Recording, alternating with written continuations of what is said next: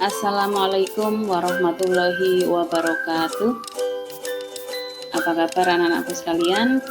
Semoga kalian semuanya dalam keadaan sehat tanpa kurang suatu apapun dimanapun kalian berada. Jumpa kembali dengan pelajaran prakarya aspek kerajinan di materi berikutnya, yaitu tentang kerajinan berbasis media campuran. Kemarin di awal semester kita sudah mempelajari tentang kerajinan berbahan keras, dan materi berikutnya adalah kerajinan berbasis media campuran. Silakan kalian buka buku prakarya semester yang kedua, masih tentang aspek kerajinan. Nah, di bagian yang pertama saya akan menjelaskan tentang pengertian, prinsip, dan strategi kerajinan berbasis media campuran. Nah, untuk peta materinya silakan diperhatikan. Untuk lebih jelasnya kalian bisa baca di buku kalian tentang materi apa saja yang akan kita pelajari di bab yang kedua ini. Berikutnya tujuan pembelajaran yang akan saya sampaikan, yaitu yang pertama, siswa dapat menjelaskan pengertian kerajinan berbasis media campuran. Yang kedua, siswa dapat menjelaskan prinsip kerajinan berbasis media campuran. Dan yang ketiga, siswa dapat menjelaskan strategi kerajinan berbasis media campuran. Nah, sebelum kita masuk ke materi, silakan perhatikan terlebih dahulu gambar yang ada di layar kalian. Ada 3 buah gambar tentang kerajinan. Silakan kalian amati bahan-bahan apa saja yang dipergunakan pada benda kerajinan tersebut. Ya, sudah diamati? Ya, ada 3 buah kerajinan yang di situ bahan-bahan yang dipergunakan lebih dari 1. Ya, inilah yang pokok bahasan yang akan kita pelajari. Kita mulai dengan pengertian kerajinan berbasis media campuran. Kerajinan berbasis media campuran yaitu suatu kerajinan yang dibuat dengan tujuan merubah bentuk sebuah benda yang dominan terbuat dari satu jenis bahan.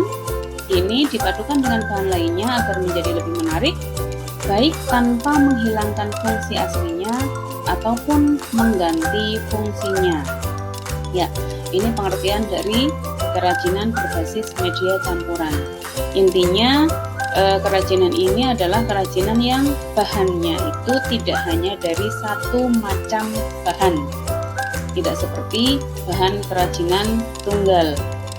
Misalnya kalau meja itu hanya terbuat dari kayu saja, bunga misalnya terbuat dari kertas kres saja. Tapi untuk bahan campuran, satu jenis kerajinan itu bahannya terdiri dari bisa lebih dari 2 jenis bahan. Nah, mengapa kita menggunakan lebih dari satu jenis bahan untuk membuat sebuah benda kerajinan? Ada beberapa tujuan ketika seseorang membuat sebuah benda dengan bahan yang lebih dari 1. Yang pertama, tujuannya adalah adanya kekurangan bahan baku atau memanfaatkan bahan baku yang tidak banyak jumlahnya. Nah, di sini saya contohkan, misalnya kita mau membuat sebuah baju atau menjahitkan sebuah baju. Kita mempunyai sebuah bahan batik yang akan kita buat menjadi sebuah baju. Ketika diukur ternyata kurang kalau untuk menjadi sebuah baju. Nah, maka bahan batik itu bisa kita kombinasikan dengan bahan batik juga yang tidak bercorak atau yang polos, sehingga menjadi kombinasi yang bagus antara bahan yang batik dan bahan yang polos. Jadi karena kekurangan bahan batik, maka kemudian ditambah dengan bahan yang polos. Ya, itu misalnya contoh. Selanjutnya, yang kedua, menghindari bentuk yang monoton. Apa itu monoton? Ya, monoton itu artinya tetap.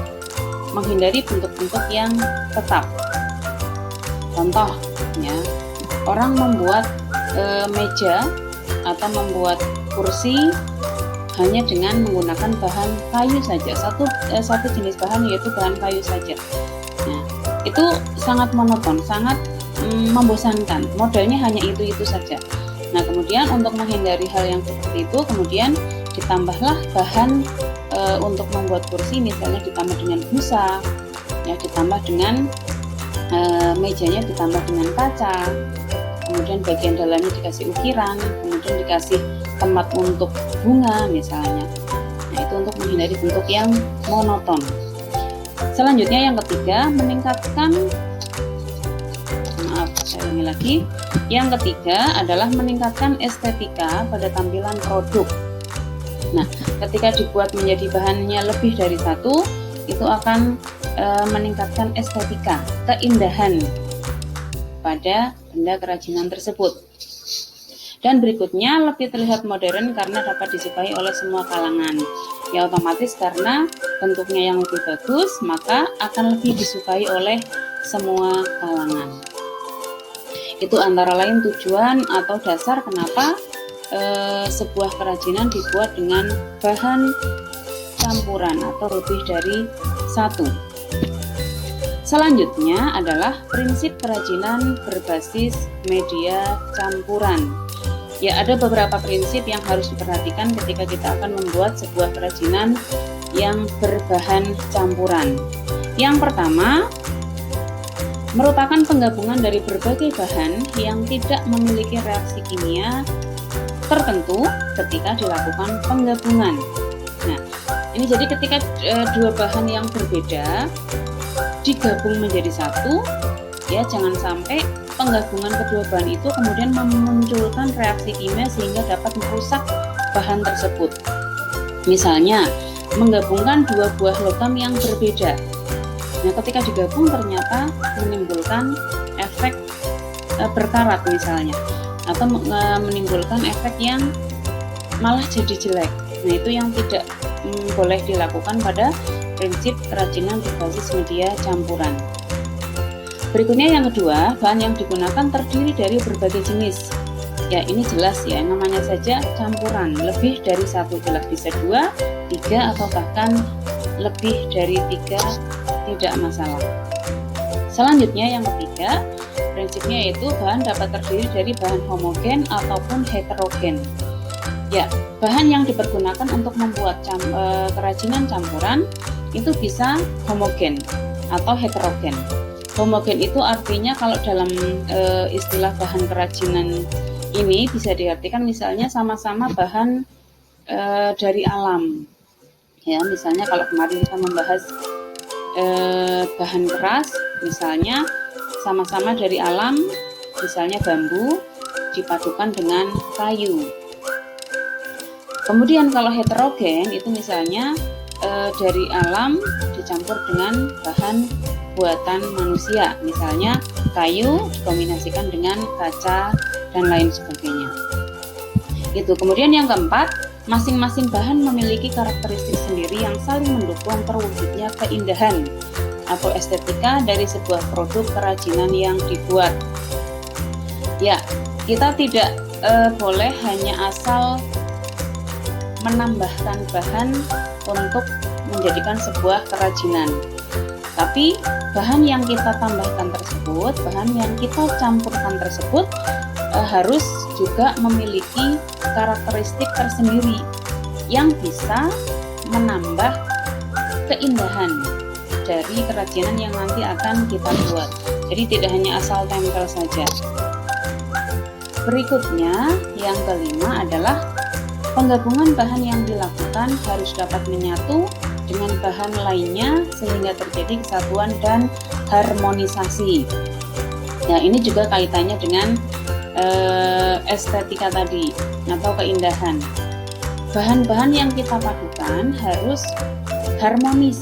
Misalnya tadi ketika kita membuat sebuah baju dari bahan batik yang terbatas, ketika kita akan menambahkan bahan yang polos, kita harus memperhatikan warna yang tepat supaya ketika dipadukan menjadi sebuah baju maka akan terlihat harmonis, warnanya matching antara bahan yang polos dengan bahan batiknya. Begitu. Selanjutnya kita masuk pada strategi pembuatan kerajinan berbasis media campuran. Ya, ada dua strategi dalam pembuatan kerajinan berbasis media campuran, yaitu yang pertama adalah stilasi dan yang kedua adalah deformasi. Ya, stilasi dan deformasi, diingat-ingat. Yang pertama, stilasi adalah menyederhanakan bentuk produk dengan mengurangi atau menambah bentuknya jika dirasa kurang menarik. Ya, ini jadi prinsipnya adalah hanya dengan mengurangi atau menambah bentuknya karena bentuk awalnya yang kurang menarik. Nah, ada beberapa prinsip yang harus diperhatikan ketika kita membuat sebuah kerajinan dengan strategi stilasi. Prinsip yang pertama adalah pesan eksplisit pada produk harus jelas. Apakah sebagai produk fungsional ataukah sebagai produk hias. Nah, sebuah benda kerajinan kalau dilihat dari fungsinya itu mempunyai dua fungsi secara umum, yaitu yang pertama, benda kerajinan itu bisa berfungsi sebagai benda hias, dan yang kedua bisa dijadikan sebagai benda fungsional atau benda yang mempunyai fungsi. Nah, ketika sebuah kerajinan itu diubah dengan prinsip stilasi ini, fungsi yang nantinya dimunculkan harus betul-betul jelas. Apakah kerajinan itu menjadi benda dengan fungsi hias ataupun benda dengan fungsi pakai. Ya, itu yang pertama. Kemudian yang kedua, pada stilasi, prinsip yang kedua adalah pesan yang bersifat implisit pun juga harus diperhatikan. Apakah produk kerajinan membawa pesan informatif ataukah pesan prestis? Ya, dalam sebuah benda kerajinan terdapat 4 keragaman muatan nilai yang terdapat pada benda kerajinan. Yang pertama ada muatan nilai informatif, yang kedua ada muatan nilai fungsional, kemudian yang ketiga ada muatan nilai simbolik, dan yang keempat muatan nilai prestis. Nah, begitu juga dengan muatan nilai pada benda kerajinan yang menerapkan strategi stilasi, hasil akhirnya nanti juga harus jelas. Muatan nilai yang terkandung itu apa? Apakah informatif, prestis, fungsional, ataupun simbolik. Kemudian yang berikutnya, yang ketiga, bahan yang tersedia sejak awal dapat menjadi modal perancangan produk kerajinan, namun dapat pula bahan yang dibutuhkan disiapkan setelah perancangan. Ya, ini kaitannya dengan bahan. Jadi memang setiap kita akan membuat sebuah produk kerajinan, kita harus merancang terlebih dahulu bagaimana sketsanya, bagaimana proses pembuatannya, bagaimana alat-alat yang dibutuhkan dan bahan yang digunakan.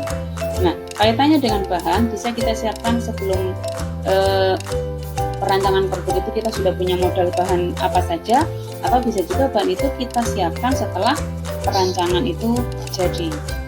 Ya. Kemudian berikutnya yang keempat, produk kerajinan sebagai materi asal untuk dilakukan penyederhanaan bentuk harus disiapkan. Apakah bentuknya gambar ataupun bentuk langsung.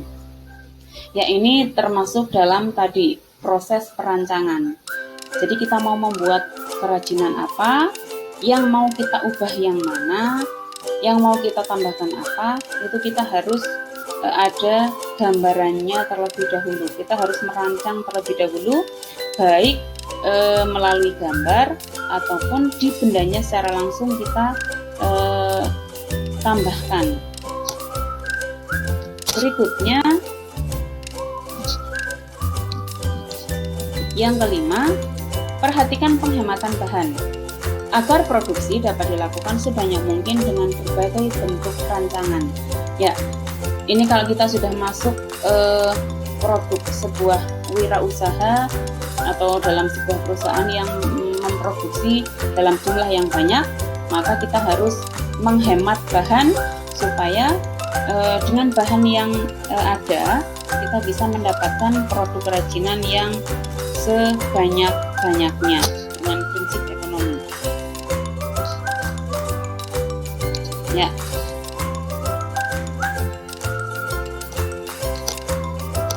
Kita kembali lagi ke belakang sebentar. Tadi strategi kerajinan berbasis media campuran itu ada dua. Yang pertama stilasi dan yang kedua adalah deformasi. Ya, kalau stilasi tadi menyederhanakan bentuk dengan mengubah, dengan menambah atau mengurangi, sedangkan kalau deformasi itu adalah merubah bentuk hingga menjadi bentuk yang benar-benar baru dan permanen. Ini yang deformasi. Nah, langsung kita lihat contoh-contoh kerajinan baik dengan strategi stilasi maupun deformasi. Yang pertama, ini adalah contoh kerajinan berbasis media campuran stilasi yang ditambah bentuknya. Ya, ini awalnya adalah hanya sebuah kerang biasa saja yang ya memang sudah dibentuk menjadi sebuah kerajinan, sudah dibersihkan, sudah poles sedemikian rupa. Nah, kemudian di sini ditambah dengan hiasan-hiasan, ditambah dengan ornamen dan ditambah dengan alat penyangga sehingga bisa berdiri tidak hanya tergeletak seperti ini, seperti awalnya. Ya, jadi di situ bisa lebih bagus, ada ornamennya juga, ada hiasannya juga, maka tampilannya juga lebih bagus. Kemudian yang kedua, masih contoh kerajinan dengan strategi stilasi. Ini adalah gambar hiasan kepala penari Bali yang disederhanakan menjadi hiasan ruangan sekaligus kap lampu dengan menggunakan paduan bahan logam dan kayu serta besi sebagai penyangga. Ya, awalnya merupakan hiasan kepala penari Bali. Kemudian diubah menjadi hiasan ruangan dan bisa difungsikan juga sebagai kap lampu. Berikutnya, contoh benda kerajinan berbasis media campuran dengan strategi deformasi. Ya, ini adalah produk kerajinan yang terbuat dari bahan kayu. Nah, meskipun tidak jelas perpaduan bahan yang digunakan, namun sesungguhnya kursi ini memiliki campuran bahan kayu yang dibentuk sedemikian rupa sehingga tidak nampak. Nah, fungsinya sebagai kursi, namun bentuknya sudah diubah sehingga tidak menyerupai kursi yang sebenarnya. Nah, ini tadi yang kaitannya dengan homogen atau heterogen. Nah, ini berarti termasuk jenis homogen. Jadi sama-sama terbuat dari bahan kayu atau bahan yang berasal dari alam. Kemudian yang berikutnya, contoh benda kerajinan yang berstrategi deformasi. Ini adalah gambar sebuah piring atau mangkok, ya. Jadi yang kita tahu, mangkok itu adalah merupakan sebuah benda kerajinan yang mempunyai fungsi pakai, ya, bisa untuk membuat, bisa digunakan untuk sebagai tempat sayur atau tempat buah dan lain sebagainya. Yang jelas itu adalah fungsi pakai. Nah, di sini dalam kerajinan berbasis media campuran di sini, ini diubah menjadi fungsi hias karena di sini kemudian diberikan dekorasi pada bagian dalamnya. Jadi apabila digunakan untuk fungsi pakai ini tidak maksimal, ya, tidak maksimal sebagai mangkok. Namun meskipun seperti itu, mangkok ini masih bisa dipergunakan sebagai tempat bunga ataupun tempat lilin, tapi untuk makanan itu sudah kurang bisa difungsikan, ya, karena ada dekorasinya yang terbuat dari mungkin bahan-bahan yang mungkin untuk makanan tidak baik. Itu ya. Ya, anak-anak sekalian, itu tadi materi yang kita bahas pada pertemuan kali ini tentang kerajinan berbasis media campuran. Terima kasih atas perhatiannya. Don't worry, be happy. Assalamualaikum warahmatullahi wabarakatuh.